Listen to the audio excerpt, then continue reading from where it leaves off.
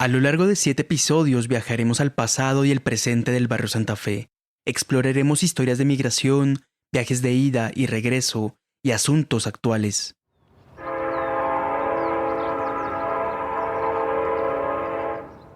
Y este relato del barrio Santa Fe que quiero contarles podría tener su inicio en distintos momentos y espacios. Aquí decidí empezar en la estación central del ferrocarril de La Sabana, ubicada en lo que ahora es la calle 13 en Bogotá. Pero estamos en los años 30 del siglo pasado. La arquitectura le da a la estación cierto aire europeo. Recuerda a la arquitectura de Viena, en Austria, por el torreón de piedra y ladrillo con ventanas de arco y flores labradas. De un tren descienden 2 personas, Saúl y Jacob. La ciudad recibe a los 2 viajeros con un típico aguacero que los lleva a escampar en un café cercano. Cuando baje la lluvia, tomarán un tranvía que los llevará a un inquilinato, aunque ninguno habla una sola palabra de español. El café al que entran está lleno de personas en traje. El vapor de la greca de café inunda el lugar. Huele a cerveza y suenan las carambolas en la mesa de billar. Estos tipos llegan con una maleta amarrada, con una cantidad de cosas. Se descuidan un minuto y pues lógicamente se la roban. Bogotá siempre fue una ciudad de maleantes, lo dice José Asunción Silva. Lo cuenta Cordobés Maure. Sí, a los 2 viajeros les roban la maleta recién llegan a Bogotá. Quien habló antes es Azriel Biblowicz, novelista colombiano y creador de Saúl y Jacob, pues ellos son los personajes de una novela llamada El rumor del Astracán, escrita por Azriel. Donde los personajes vienen, son emigrantes, vienen con otro idioma, trabajan. Pero a pesar de ser personajes de novela, aquí hablaré de la historia de Saúl y Jacob como si en verdad hubiera ocurrido. Y es que como muchas ficciones, esta historia guarda un fondo de verdad. Es la historia real de muchos migrantes judíos que llegaron a Bogotá desde los años 20 y 30 del siglo pasado. Del viaje de estos migrantes, de su adaptación, costumbres y vida cotidiana en Bogotá trata la novela de Azriel. La literatura tiene que ver con eso, con la vida cotidiana. De esas historias de migración, reales o noveladas, y de esos primeros encuentros con Bogotá trata también este primer episodio, pues algunas de esas historias se conectan con un naciente lugar en Bogotá llamado Urbanización Santa Fe.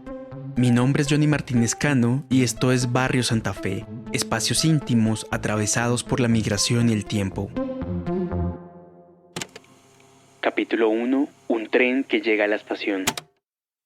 Es una historia curiosa la que yo trato de contar al principio. Toda historia que empieza en una estación de tren tiene siempre una historia previa que vale la pena contar. En el caso de Saúl y Jacob, esa prehistoria los ubica en un pequeño pueblo polaco llamado Szczucin. Ese es su punto de partida.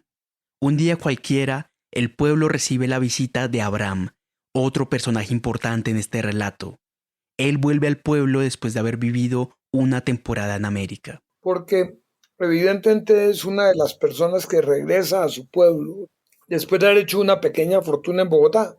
Pero entonces, como se quiere casar con una muchacha judía, no hay judíos en Bogotá, se va allá. Y el hombre, pues, que no era el más destacado del pueblo, yo me atrevería a decir que era como una persona que nadie veía como ni el más inteligente, ni el más capaz, ni nada. Llega de pronto con una chequera, empieza a firmar First National Citibank, pues todo el mundo se descresta.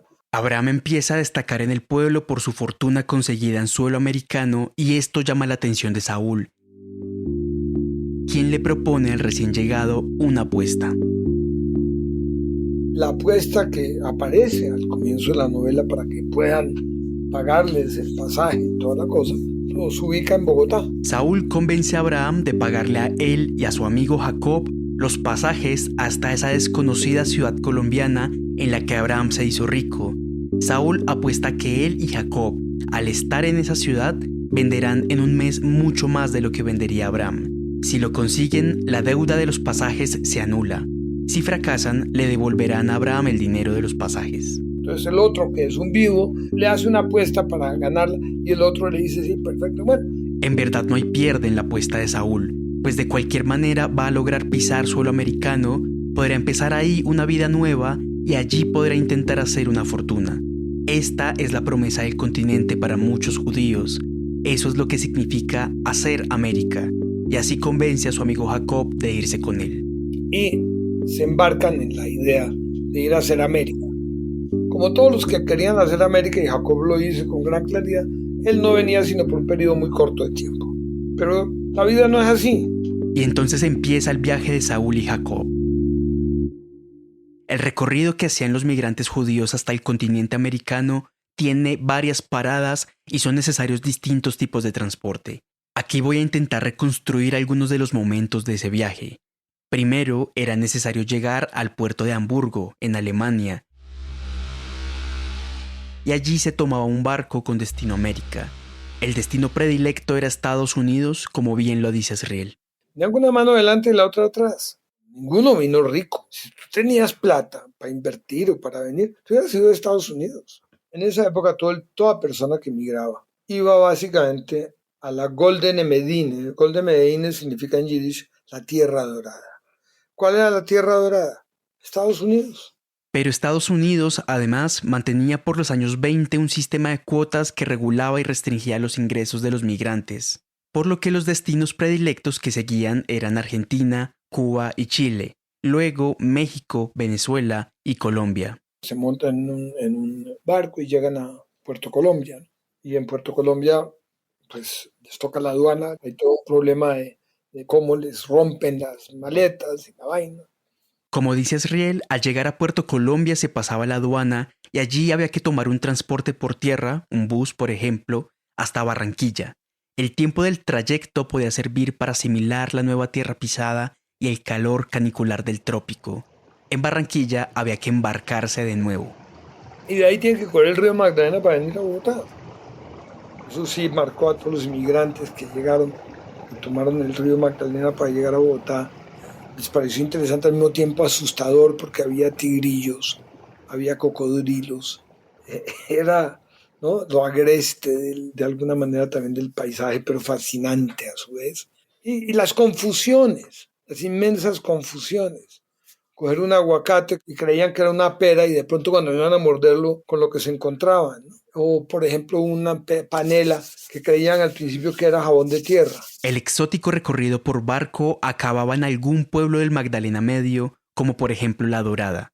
En este punto los viajeros están ya en el interior del país. Desde allí se iban hasta la estación de tren más cercana y se abordaba un vagón con destino a la capital. Llegaban a la estación central del ferrocarril de la Sabana, en donde empezó este relato. La maleta que le robaron a Saúl y Jacob poco después de llegar a Bogotá no tenía más que ropa sucia. Así que, si se lo preguntan, no fue para ellos una pérdida importante. Hablemos más bien de lo que siguió después. ¿Cómo eran el país y la ciudad a la que llegaban estos dos viajeros?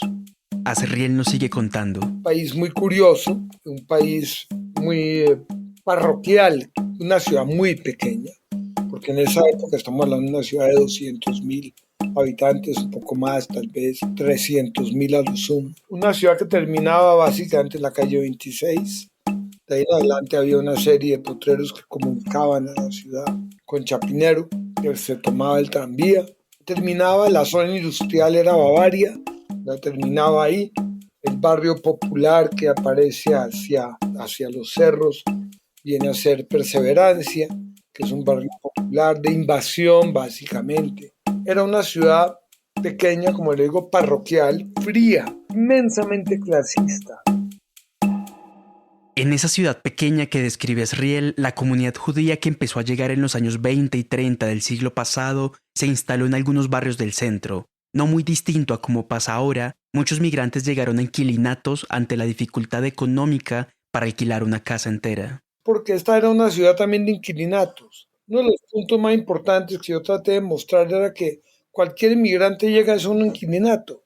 Una familia arrendó un apartamento o arrendó una casa y alquilaba las piezas a los diferentes migrantes que habían llegado. Curiosamente, hoy en día ya Bogotá no tiene inquilinatos judíos, pero en la década de los 30 hubo inquilinatos judíos con características muy propias. Al día siguiente de su llegada, Saúl y Jacob van al almacén de Abraham para poner en forma la apuesta.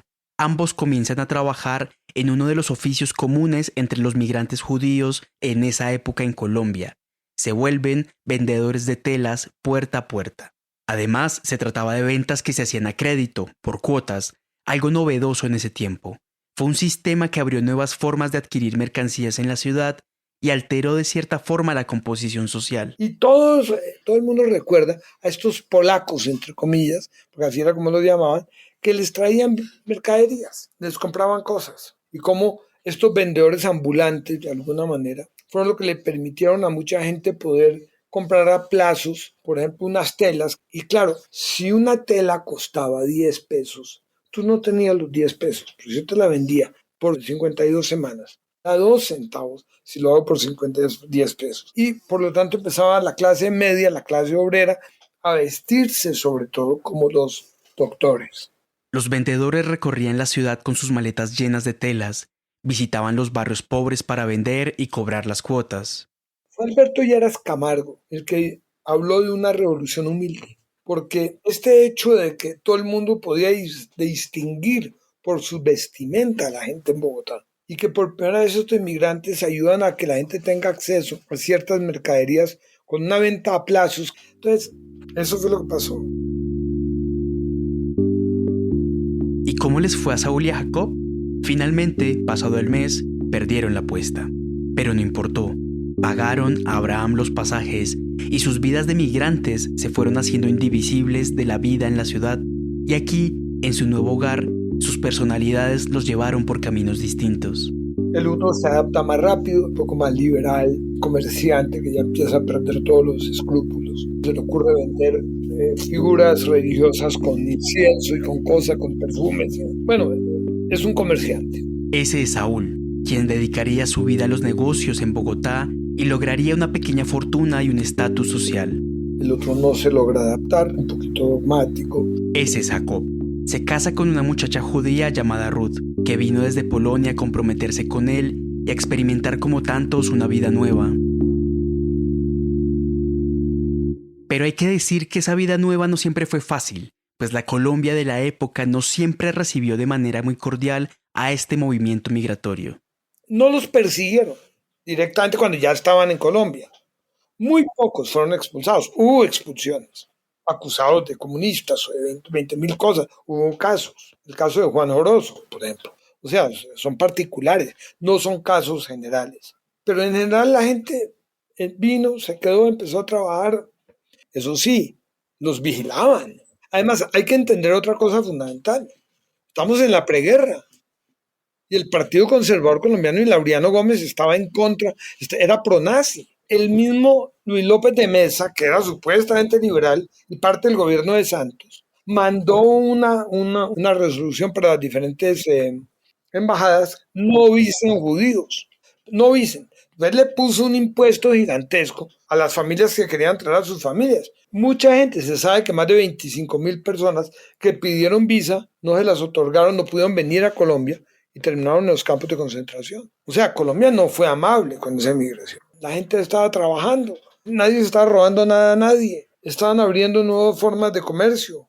Y sin embargo hubo publicaciones antisemitas, hasta salió la revista antisemita colombiana. Lo que dice Asriel nos permite ubicarnos en el momento histórico en el que se desarrollan estas migraciones, y es que estamos en el periodo de entreguerras. El hambre siempre ha sido uno de los grandes motivadores y una de las grandes causas de la migración. Si tú ya no tienes ni siquiera de qué comer, pues ¿qué vas a hacer? Buscas otros destinos.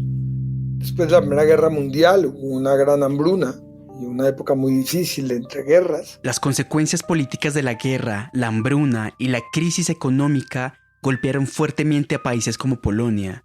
De allí que muchos judíos polacos decidieran abandonar la tierra en la que su comunidad se había asentado hace varios siglos. Y con los años, a las razones para migrar se sumarían las persecuciones a los judíos a lo largo de toda Europa.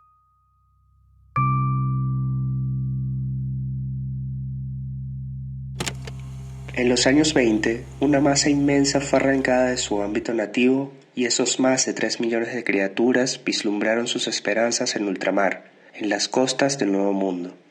Emigrar. Yo también quería hacerlo. Tenía 25 años.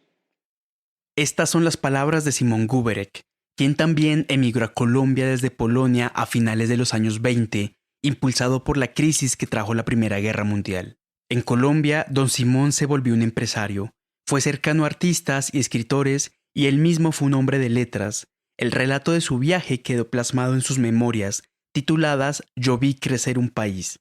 Y su historia de migración quizás sea un buen complemento a la historia de Saúl y Jacob. Por ejemplo, el relato de don Szymon describe con dramatismo la larga espera y la desazón de los migrantes en el puerto de Hamburgo, antes de dejar el viejo continente. Aquí las palabras de don Szymon recreadas en otra voz. La gran mayoría se concentró en los campamentos migratorios de la Hamburg-Amerika-Linie, en el puerto alemán del mismo nombre, donde llegué vía Bremen. Los incontables días de la espera eran solo sufrimiento. Todos aguardaban ansiosos el turno para abordar algún navío, pero como pocos lo lograban, por la baja capacidad de los barcos, quienes permanecían en los muelles duplicaban su frustración al recordar que habían sido expulsados de su raíz milenaria. Pero junto a esos recuerdos tristes hay otros mucho más luminosos, como su primer recorrido por el río Magdalena, de camino a Bogotá. ¿Cómo pagar la dicha de ver al río tantas veces soñado? Bien valía la pena la espinosa travesía para llegar a estas tierras donde la leyenda tenía su asiento y la maravillosa naturaleza toda su fascinación. Ese era el espectáculo que ofrecía el gran río Magdalena, colmado de encantamiento y embrujo. Sobre sus olas navegaba feliz, sin importarme la tercera clase, ni el trozo de plátano verde o el poco de arroz, pues el espíritu se alimentaba del paisaje y la esperanza. Sus recuerdos de los espacios, las personas y de su propia vida tienen ese tono elegante y descriptivo de ciertos escritores de la Bogotá antigua. Y ojalá que para tantos recorridos migrantes cuyo destino ha sido Colombia, tuviéramos testimonios como el de Szymon Guberek que nos permitieran imaginar el viaje de tantos migrantes hasta nuestro país. Traíamos a estas tierras el alma limpia, una inmensa voluntad de entrega y el ánimo de iniciar un trabajo honesto.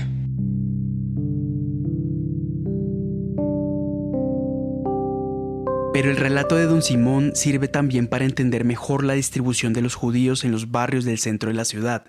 En Bogotá, él llega a la casa que su hermano compartía con otro compañero. Quizás era un inquilinato. Pronto cambian de casa.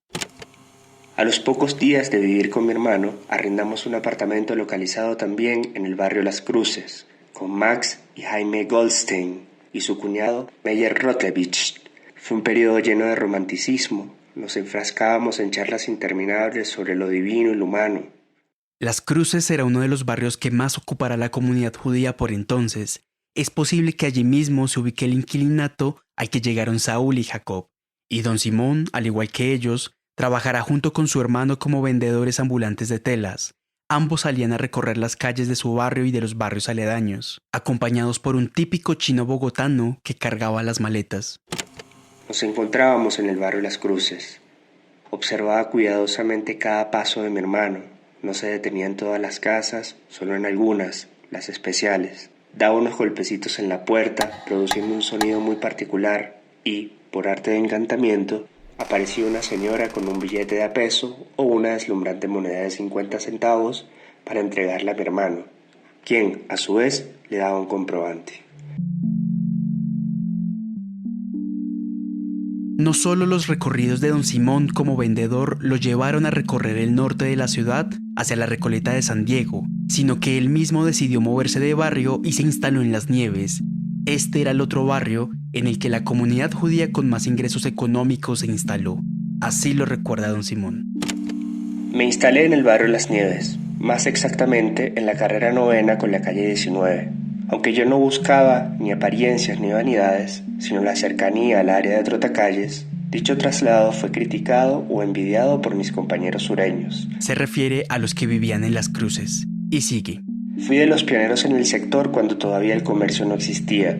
En poco tiempo aparecieron los almacenes que caracterizaron la zona. El desarrollo residencial de la ciudad tomó rumbo norte y nuevamente volvió al estado sureño.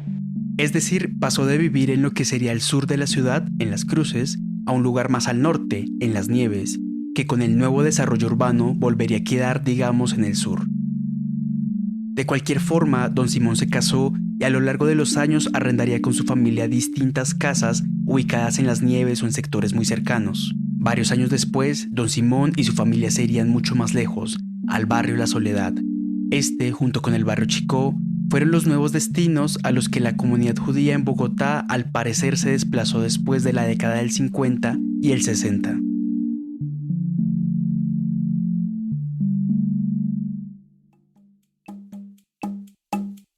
Es cierto que Las Cruces y Las Nieves fueron los barrios del centro en los que más se instalaron los migrantes judíos que llegaron en los años 20 y 30 del siglo pasado.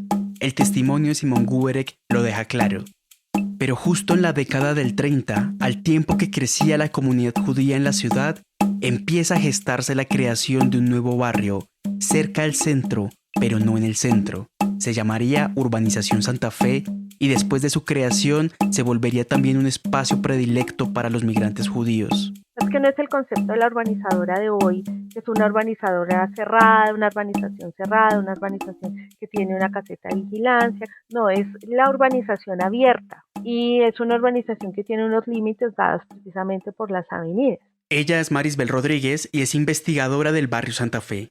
Su historia personal, así como la prehistoria del barrio, la contaré en el próximo episodio. Por ahora, volvamos a la urbanización Santa Fe y hablemos de un extranjero que está muy vinculado con la creación del barrio. Su nombre es Karl Brunner. Karl Brunner viene a América Latina como uno de los grandes urbanizadores europeos que tiene como esta visión de que las ciudades deben ser transitables, caminar amablemente, tener zonas verdes, ¿no? Las alamedas, los parques. Y una de las características del trazado de Karl Brunner son estas avenidas triangulares, ¿no? Estas manzanas completas. Brunner llegó en los años 30 a la ciudad, seguramente tras un largo viaje en barcos y trenes que lo dejarían en la estación de La Sabana. En Bogotá fue director del Departamento de Urbanismo y a finales de los años 30 presentó un plan regulador para la ciudad, una ciudad que estaba muy concentrada en su centro. El plan contemplaba ensanches, trazas de vías y propuestas de zonificación. Y él hace el trazado para esta zona moderna y es la urbanizadora de Santa Fe, ¿no? De los Ospina, que toma este trazado para la zona. Los Ospina son una empresa llamada por entonces Tulio Ospina y compañía. Esta empresa será la encargada de construir la urbanización Santa Fe y, como dice Marisbel, lo hará siguiendo el trazado que había dejado Karl Brunner para esa misma zona.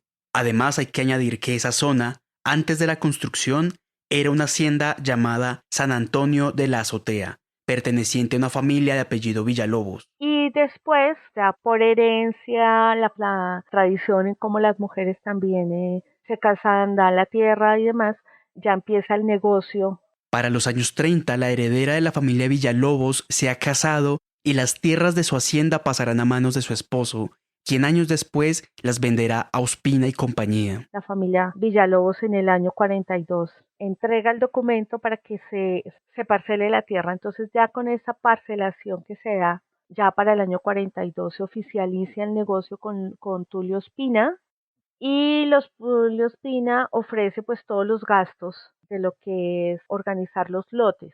Es decir, y colocarles los servicios, agua, luz y las condiciones que van a tener esas zonas, digamos los anchos de las calles, la separación, porque eso también habla de que va a ser un barrio o estrato muy bajo o estrato muy alto o estrato medio, ¿no?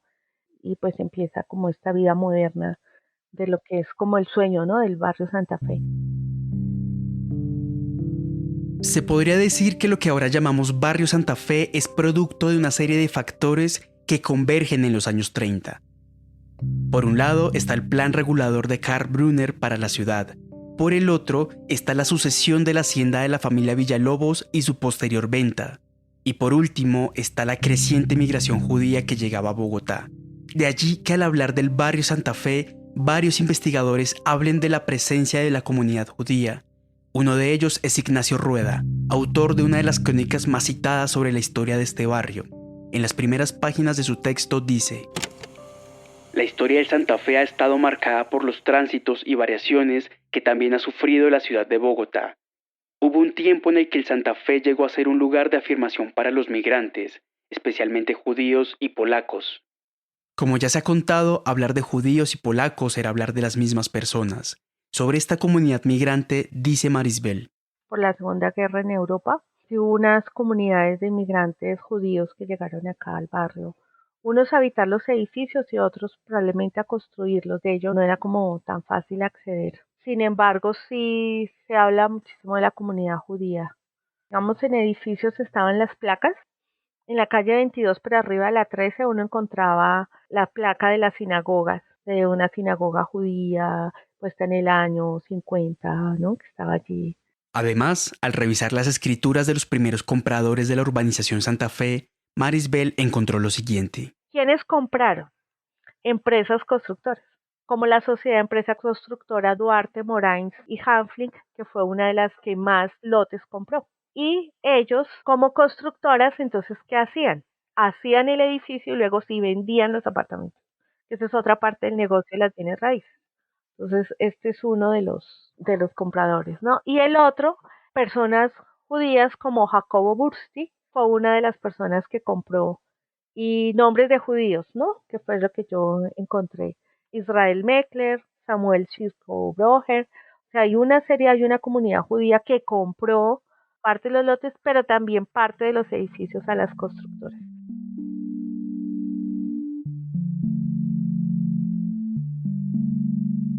No podemos saber las historias particulares de los judíos que habitaron este barrio.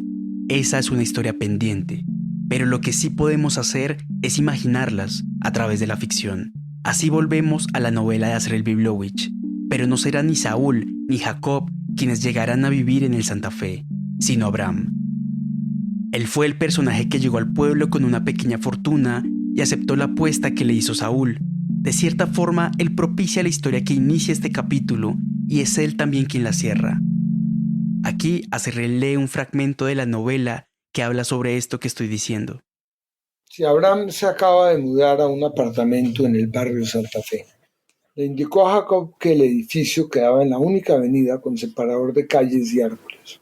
Al llegar Ruth detalló los balcones de curvas sinuosas, la puerta de hierro de la entrada cargada de arabescos, la fachada de capas de piedra como turrones de Alicante. Abraham les abrió, mordía como de costumbre su tabaco y extendió sus brazos para darle la bienvenida. «Mi paisano de Chuchín», exclamó mientras señalaba con su gruesa mano el camino. El piso de granito replicó al compás que Ruth marcaba con sus tacones. En este apartamento del Santa Fe se va a celebrar la circuncisión de uno de los hijos de Abraham. Jacob es escogido como padrino del bebé. La escena, en general, es una pequeña muestra de cómo han crecido y se han adaptado estos personajes, pero es también una muestra de cómo crean nuevos lazos todas aquellas personas que comparten un mismo origen y se ven reunidas por distintas razones en tierras ajenas. Pareciera de todas maneras que esas tierras fueran, con los años, cada vez menos ajenas.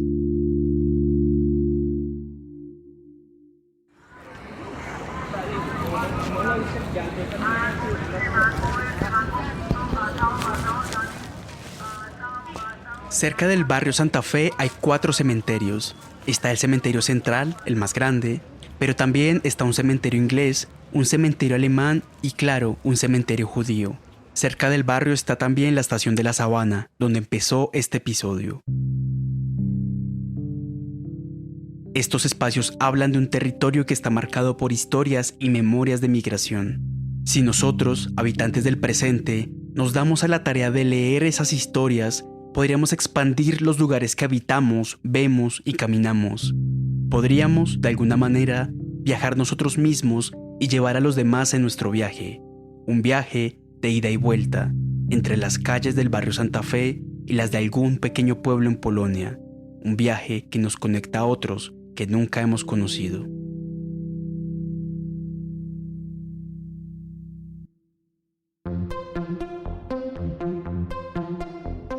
Barrio Santa Fe, espacios íntimos atravesados por la migración y el tiempo, es un proyecto hecho por el fotógrafo Joel Guzmán y por De Sobremesa, un podcast dedicado a la poesía que pueden encontrar en su plataforma favorita de escucha.